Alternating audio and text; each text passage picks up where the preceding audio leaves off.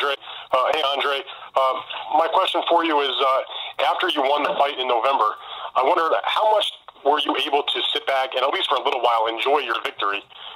Because your team was pretty much right back into dealing with his decision to exercise his option for the rematch, the fact that there were some people that were vocal about the fact that they didn't think that you won the fight. So I'm wondering, how was it for you to sort of take it in and enjoy what, is maybe the biggest, if not certainly one of the biggest wins of your illustrious career?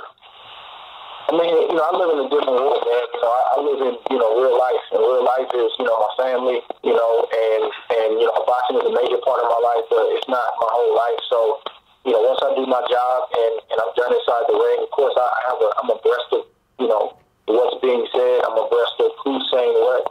But, it doesn't overtake my life. It doesn't run my life, So I enjoyed my life. I enjoyed my victory. Just like I would any other victory. And I understand, people got to understand that, anytime it's a close decision, you're going to have opinions either way, and I never refuted the fact that it was a close decision, but all those out there that say that, it's some home cooking or anything like that, they got to remember that I'm not, from Las Vegas, Nevada. And, furthermore, you can't just highlight that side of it. You got to highlight the people that also felt like, I deserved the victory and it was a tremendous comeback. So I've enjoyed it like I have any other, because you got to remember, Dan, it doesn't take a close decision to get criticism. I've shut guys out for 12 rounds and got criticism. So, you become immune to it after a certain period of time.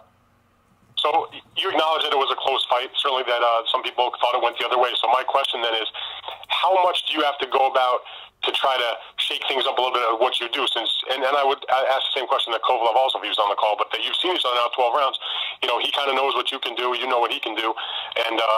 And you got to win by a slim margin. So do you have to do anything dramatically different, or do you just have to fight that same kind of fight again, and it worked the first time, maybe it works the second time? How do you look at that? And I'll let Virgil answer that also, since he's the one implementing it.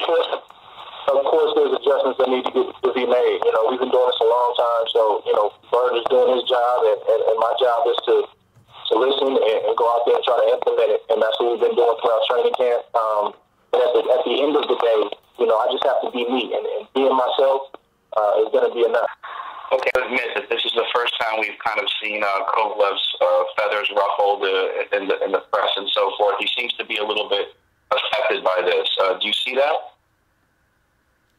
I really don't know, to be honest with you. I don't know if the man is putting on a game. Or, I think, he and his side, I think they outthink themselves. I think they're trying to get in our heads and trying to do so much that they're confusing themselves. A lot of what they do and say don't make a lot of sense. And to be honest with you, it's not even,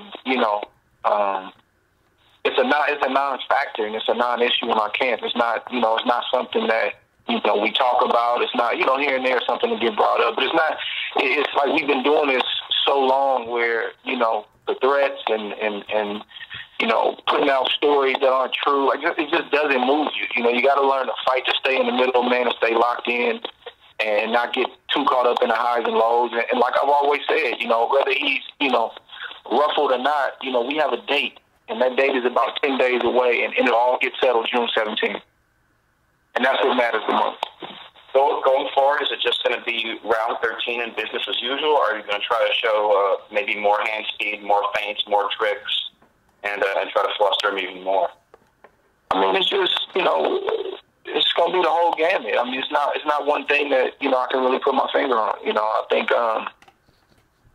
it's simple. I don't have anything to prove in this fight. This is a statement fight. And it's that simple. We come to make a statement.